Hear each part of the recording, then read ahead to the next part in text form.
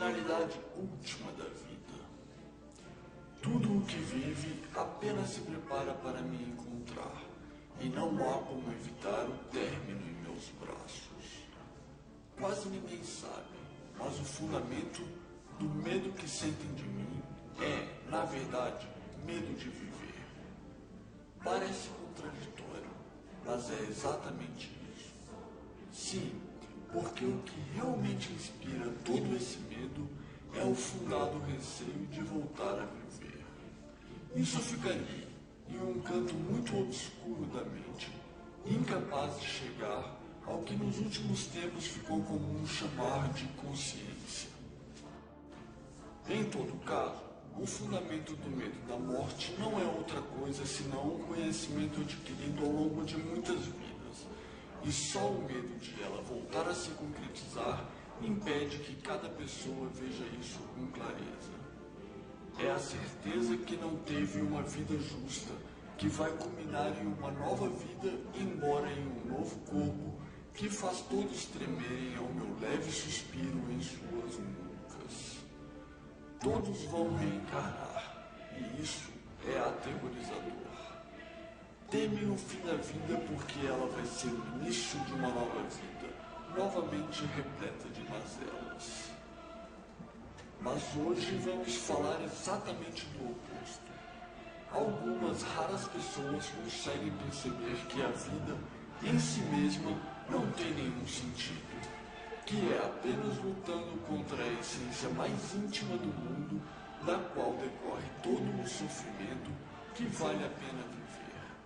Percebem que é apenas a renúncia dos prazeres efêmeros, mesquinhos, minúsculos, que caracteriza uma vida digna. A finalidade da vida é lutar contra a vida e os espinhos que a fazem molesta.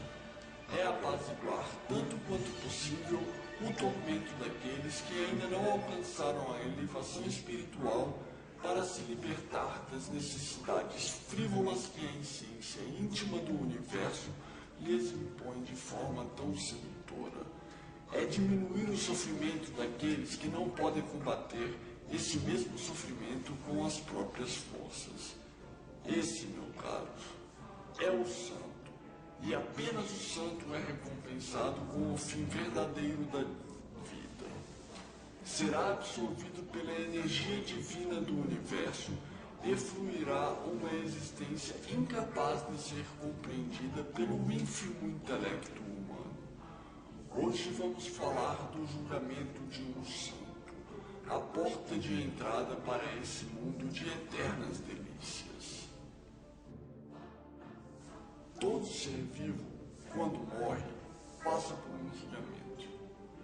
Na imensa maioria dos casos, esse julgamento serve apenas para determinar quando e como vão reencarnar. No caso de um candidato a santo, porém, a história é outra. Ele é julgado para saber se realmente é um santo e, assim, se pode se libertar dessa eterna cadeia de sofrimento que caracteriza as reencarnações. Os animais são criaturas interessantes. Apesar da intrincada forma de seus organismos à luz do conhecimento humano, não passam de criaturas simplórias. Respondem apenas às sensações que se apresentam imediatamente em suas experiências. São incapazes de qualquer forma de abstração que os leve para além da vivência fugaz do presente. Não conectam os diversos momentos de suas vidas e, por isso, não formam uma concepção ampla do que ocorre no universo. São escravos das sensações efêmeras de seus prazeres egoístas. São incapazes de perceber que o sofrimento que experimentam também é experimentado pelo outro. Vivem à luz das enormes limitações dentro dos potenciais oferecidos pelo universo. Animais são criaturas interessantes, mas simplesmente patéticas. Humanos se arrogam o status da mais perfeita das criações. Não obstante, não deixam de ser animais e, portanto, igualmente patéticos. O homem comum é dotado de mínimas capacidades de abstração, e não se preocupa com nada além de seus próprios interesses mundanos e mesquinhos. Também são escravos, embora com grilhões de ouro que acham suficientes para os qualificar como verdadeiros senhores. Até tem potencial para isso, mas são pouquíssimos os que conseguem realmente. O caráter animalesco não pode ser domado completamente nunca, nem pelo mais beato de todos. É para isso que são julgados após a morte. Saber se o grau de elevação espiritual que alcançaram foi suficiente para caracterizar que domaram o seu lado animal, o bastante para os levar para as delícias resultantes da absorção pela energia cósmica do universo. Saber se conseguiram perceber em todos os fenômenos do mundo um único elemento comum que se expressa como longa cadeia de sofrimento. Se determinaram seu comportamento à luz desse conhecimento, que neles deve se expressar da forma mais direta e intuitiva possível. Saber se sua alma alcançou a reluzência necessária para se alinhar à enorme e complexa sinfonia que é o universo. Os santos são julgados para determinar se estão prontos para deixar de ser humanos, essas pífias manifestações dos enormes potenciais do universo. Os julgadores são 4. A história da religião humana é muito curiosa. Nenhuma delas capta a integralidade do mundo espiritual, mas em todas há uma parcela de verdade encerrada. Isso é até bastante natural, dadas as ínfimas capacidades humanas para perceber o substrato metafísico do mundo. Um religioso de qualquer uma das correntes que se vê na história da humanidade, se pudesse ver o que realmente ocorre no plano espiritual, acharia que se trata de uma grande bagunça. Entretanto, o que se passa é uma realidade bastante simples de ser colocada em termos gerais, embora nunca posta na Terra, toda em um único corpo de pensamento. A religião antropomórfica dos gregos capturou bem o nome dos juízes dos santos, apesar de nunca terem trabalhado com as categorias corretas. Esses julgadores não são deuses, ao contrário do que pensavam os gregos. Na verdade, não existe muito esse negócio de deuses. Os juízes estão mais para forças da natureza do que para qualquer forma de figura com atributos humanos. O modo como uma criatura percebe a realidade é mais condicionado por sua própria forma de representar essa realidade do que pelo que de fato existe. Humanos veem humanos em todas as partes, o que propicia que vejam e interpretem a realidade como sendo expressões de atos humanos. É só por isso que pode-se falar na existência de julgadores. Cada um dos 4 juízes possui uma função distinta, e é apenas da atuação conjunta de todos eles que se chega ao veredito correto. Não existe uma perfeita imparcialidade em nenhum deles. Essa decorre apenas da atuação em concerto dos 4 juízes mediada pela racionalidade que lhes é própria. Também não se pode falar em advogados no julgamento. Advogados são criaturas humanas e repletas de seus vícios. Na defesa de seu cliente, podem até mesmo mentir, o que é impensável no julgamento de um candidato a santo. Esse é o exato motivo de se dizer que são todos juízes. O que se pode dizer como imparcial na conduta de cada um deles é precisamente esse compromisso com a verdade. Um dos juízes é o Diabolos, naturalmente descrente da possibilidade de o réu efetivamente ser um santo, é um acusador nato. Assim, O diabo sempre defende que o réu apresenta predominância de seu caráter animalesco e que, por isso, deve reencarnar. Quando avalia os argumentos dos demais juízes, pende para as teses que caracterizam o réu como tendo domado pouco sua natureza animal. A julgadora que faz contrapartida ao Diabolos é a Eusébia, eterna apaixonada pela humanidade. Complacente com o caráter indomável da parcela animal do ser humano, sempre vê suas condutas como imbuídas de racionalidade e solidariedade. Sempre defende que o réu não deve reencarnar e avalia os argumentos dos demais juízes tendendo para a superação da natureza animal do réu. Os outros dois juízes são Hades e Temis, que, partindo dos argumentos de Diabolos e Eusébia, fixam sentenças concluindo pelo cabimento da absorção da alma do réu pela energia divina do universo ou não. Eles não possuem plena liberdade para fixar essas sentenças, porque devem se manter dentro de margem estabelecida pelos argumentos de Diabolos e Eusébia. Essa margem não é absoluta, mas existe e deve ser respeitada. Em certo sentido, são menos parciais do que Diabolos e Eusébia, porque podem defender tanto a reencarnação quanto a absorção da alma do réu pela energia cósmica do universo. A diferença entre eles, entre Temis e Hades, está no que fazem de avaliação dos argumentos dos demais juízes, pois Hades deve favorecer a reencarnação e Temis a absorção.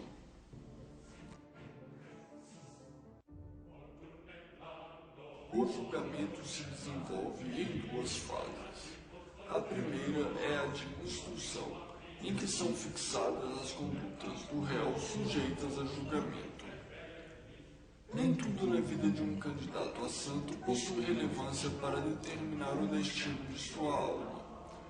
Cada um dos juízes narra o modo como entendeu que se passou alguma conduta relevante para o julgamento da vida do réu. Em um mesmo contexto, o candidato a santo se comportou de modo que pode ser visto como beato e mundano, e cada um dos juízes é encarregado de descrever as características que expressam essas qualidades do comportamento do réu, segundo suas próprias perspectivas. O réu é um autêntico candidato a santo e, por isso, predomina em sua conduta o caráter reluzente sobre o indomado, razão pela qual os fatos narrados na instrução pendem para o altruísmo sobre o egoísmo. A descrição ocorre pela alternância entre os julgadores na apresentação das características do comportamento do réu em determinado contexto. Toda descrição é apresentada de forma bastante sucinta, e é apenas após a contribuição de todos os juízes que se obtém uma descrição detalhada das condutas relevantes. Cada um levanta um aspecto da conduta que vai sucessivamente sendo detalhada em como ocorreu.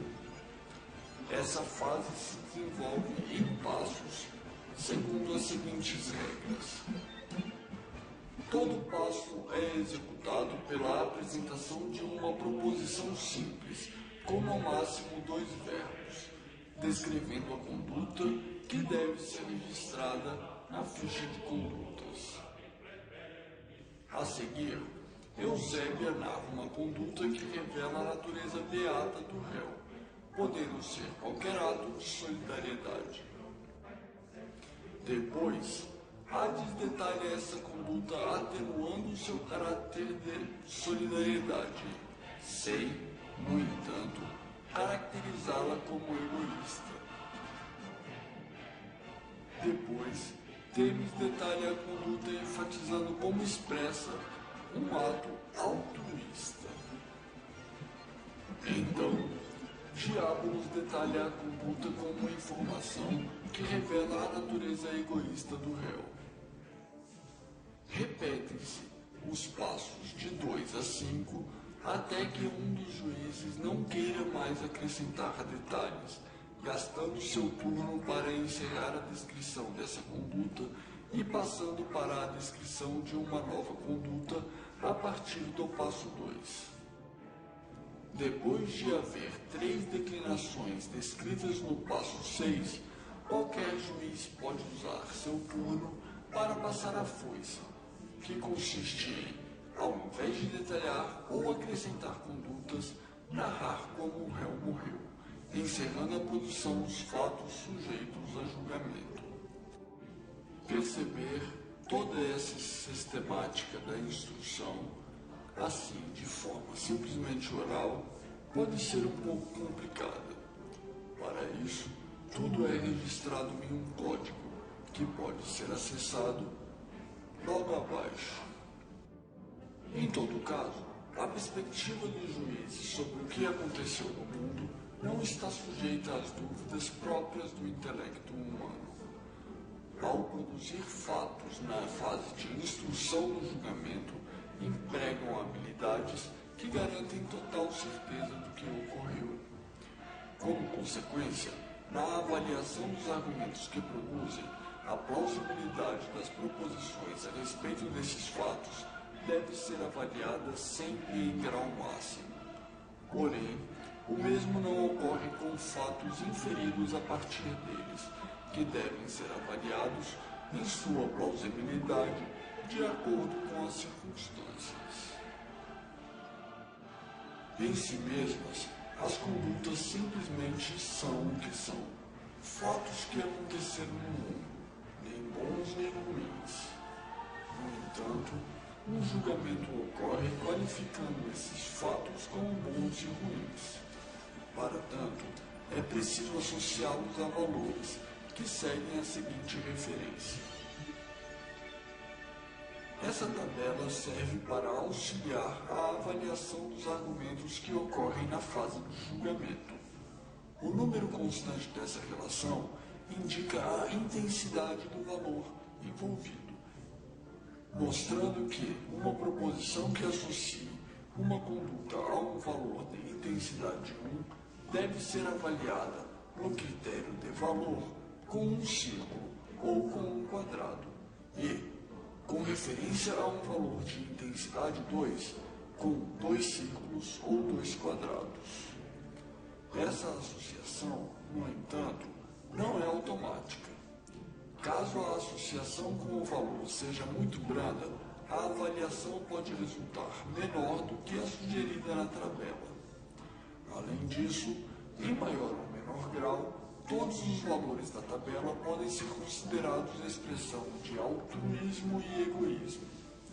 Como a intensidade de referência para esses valores é 2, mesmo uma conduta associada a um valor de intensidade 1 pode ser avaliada com 2 círculos ou 2 quadrados, caso a expressão concreta de sua conveniência ou inconveniência seja maior do que a típica expressão desse valor.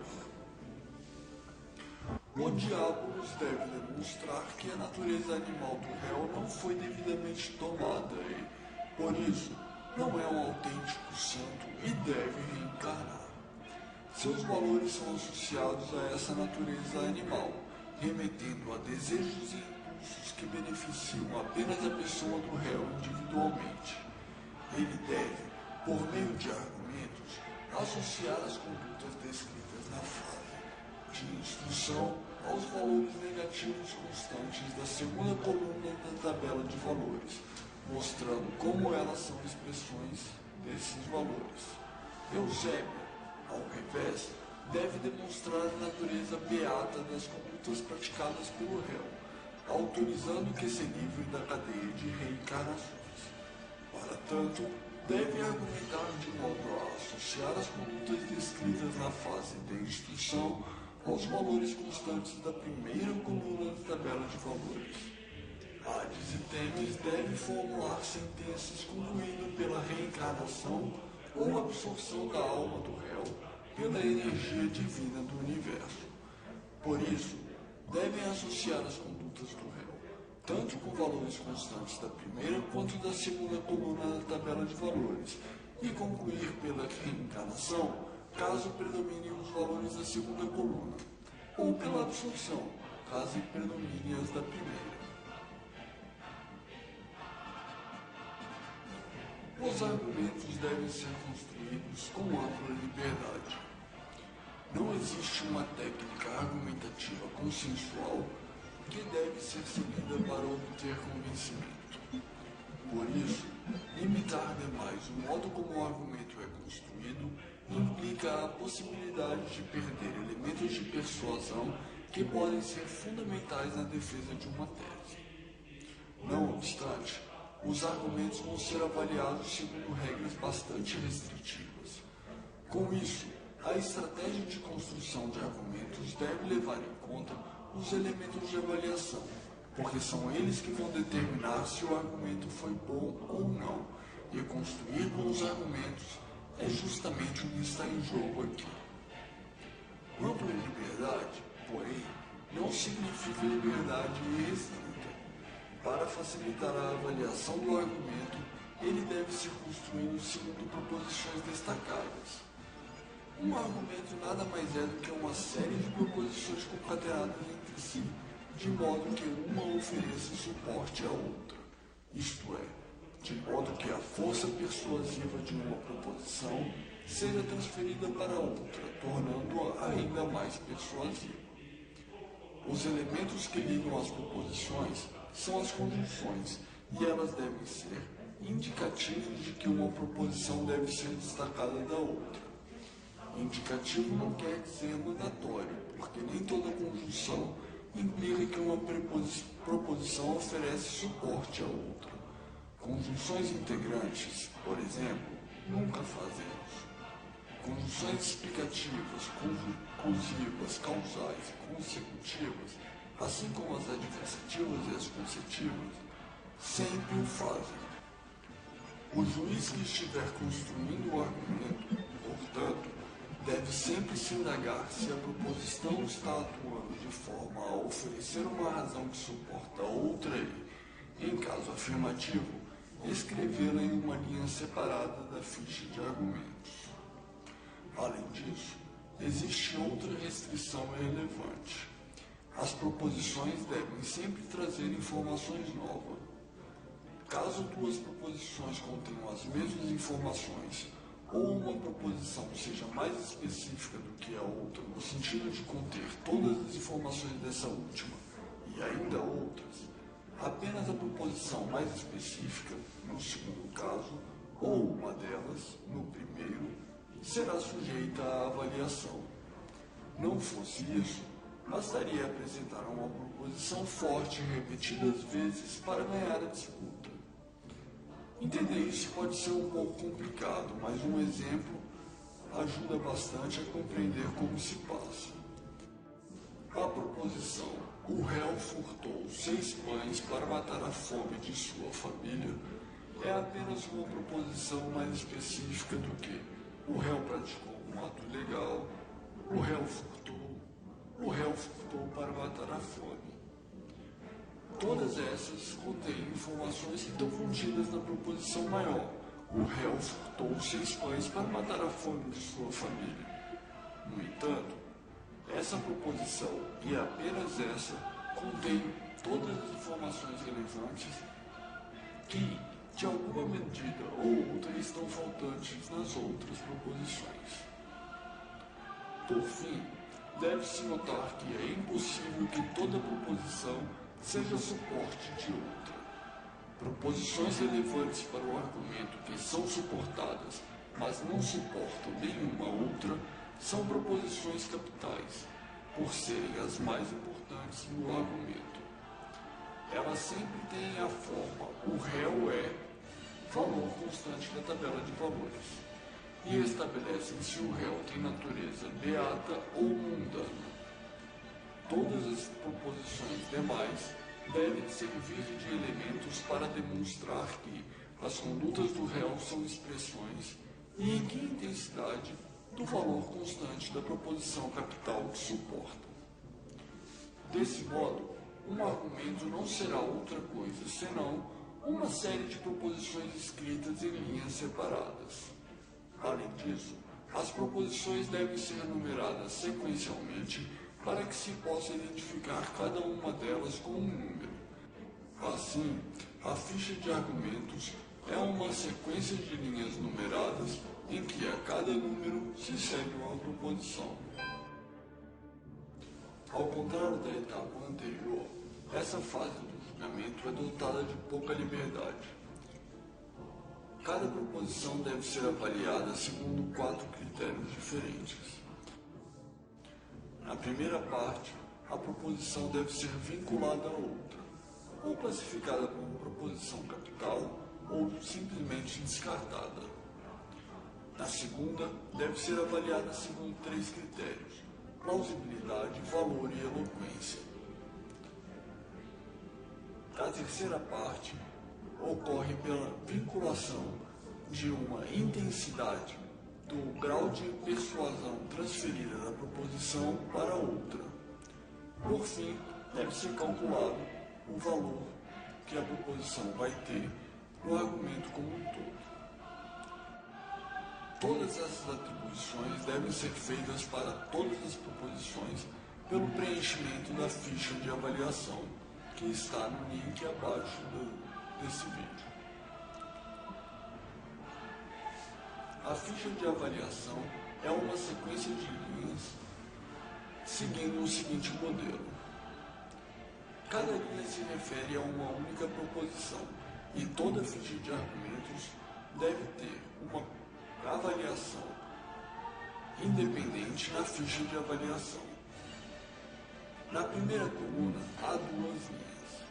A primeira deve ser preenchida com o número da proposição avaliada de acordo com o que consta da ficha de argumentos. A segunda linha deve ser preenchida com o número da proposição que a proposição avaliada suporta, para a qual transfere seu poder persuasivo. Caso a proposição não se relacione como suporte de nenhuma outra, sendo uma proposição capital, deve-se registrar na segunda linha apenas PC, e servirá de parâmetro para avaliar o desempenho do julgador, aferindo o valor de indomado e reluzente conquistado em seu argumento por essa proposição. Se não for suporte de nenhuma outra, nem proposição capital, será uma proposição solta que em nada contribui para o argumento. Nesse caso, o campo deve ser deixado em branco e nenhuma transferência de força persuasiva decorrerá dela, de modo que não precisa sequer ser avaliada. A segunda coluna é reservada à parte central da avaliação, que diz respeito ao poder persuasivo associado ao conteúdo da proposição avaliada. Cada uma das proposições deve ser avaliada em 5 graus, de acordo com seu critério. Se for muito ruim, devem ser marcados 2 quadrados. Se for apenas ruim, apenas 1. O mesmo se dando com relação ao círculo se for muito boa ou apenas boa. Em caso de neutralidade, deve-se marcar um losango. Os 3 critérios avaliativos são plausibilidade, que diz respeito à adequação da proposição com a ocorrência da situação do mundo que ela representa. Quando uma dúvida sobre a veracidade da proposição for completa, deve-se marcar um losango. Quando for a certeza pendente para a veracidade ou falsidade, respectivamente, mais círculos ou quadrados devem ser marcados. Eu lembro de um julgamento muito interessante de um chefe do Estado nazista. O fator do tempo influenciou muito na marcação da plausibilidade da proposição.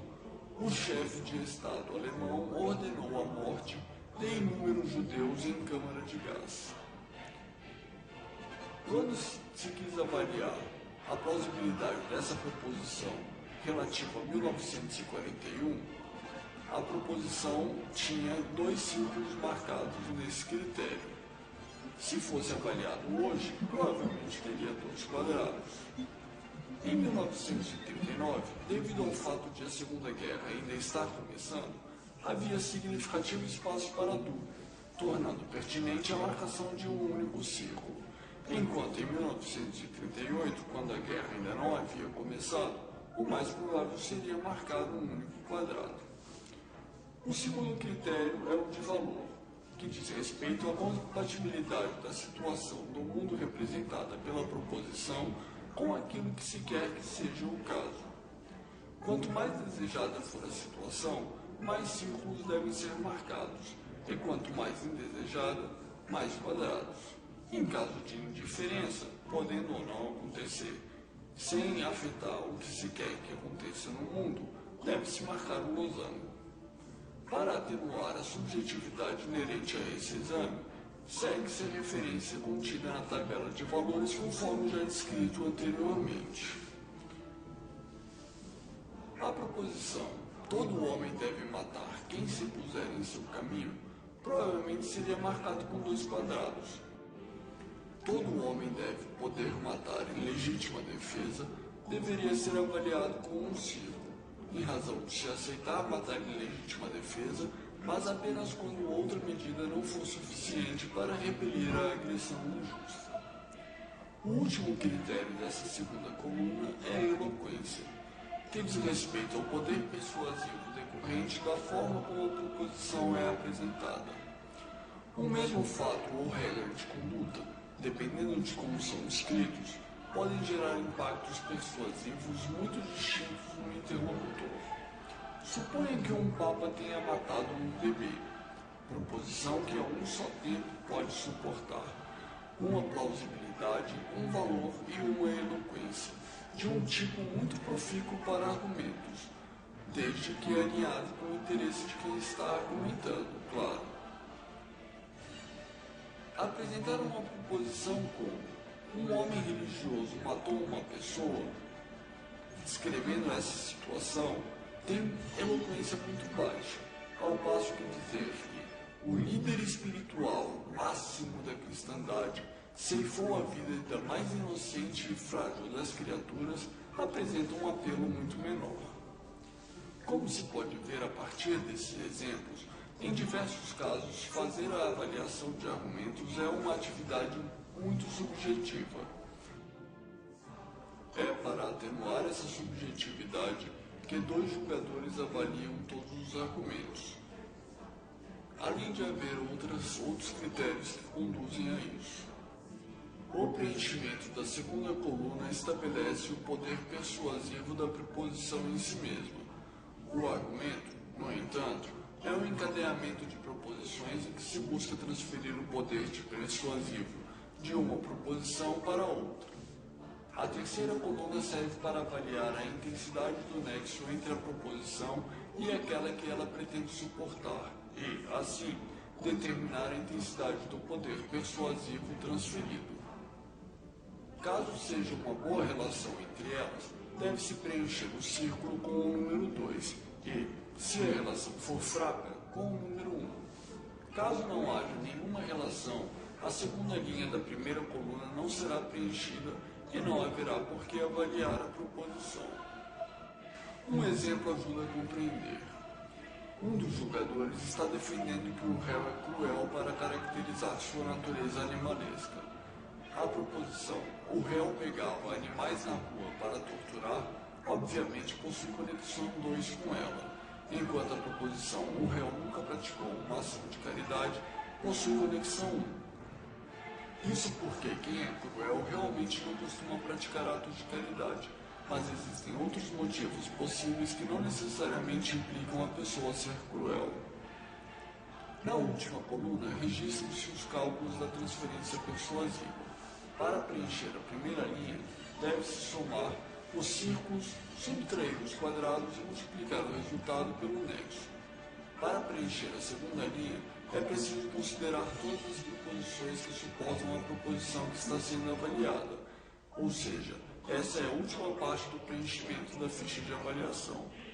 Considerando todas essas proposições, soma-se o valor da primeira linha de todas elas e a nota do resultado total. Cada juiz tem uma função diferente.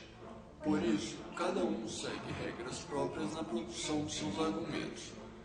Nos seguintes termos: o diábolos deve associar as condutas descritas na instrução a valores ligados à natureza animal do réu. Por mais beata que seja a conduta deste, seu lado animalesco é indomado e se expressa em alguma medida. Toda proposição capital apresentada pelos diálogos deve ter a forma "o réu é" valor na segunda coluna da tabela de valores, e as demais proposições devem oferecer suporte a esta, associando-a a condutas do réu. Ao final do argumento, deve-se somar o total das proposições capitais e anotar o valor no campo indomado da ficha de avaliação, o que representa o valor do desempenho do diábolos. Eusébio deve fazer o inverso desse, associando as condutas descritas na instrução aos valores da primeira coluna da tabela. A soma das proposições capitais deve ser anotada no campo reluzente da ficha de avaliação. Hades e Temis devem formular uma sentença concluindo pela reencarnação ou pela absolução da alma do réu pela energia divina do universo. Para tanto, devem argumentar ponderando tanto os fatores ligados à sua conduta beata, quanto a conduta animalesca do réu, anotando os valores para as proposições capitais de ambos os casos, tanto no campo de indomado quanto no campo de reluzente. A absolução deve ocorrer apenas no caso de o valor anotado no campo reluzente ser o dobro ou maior do valor anotado no campo indomado.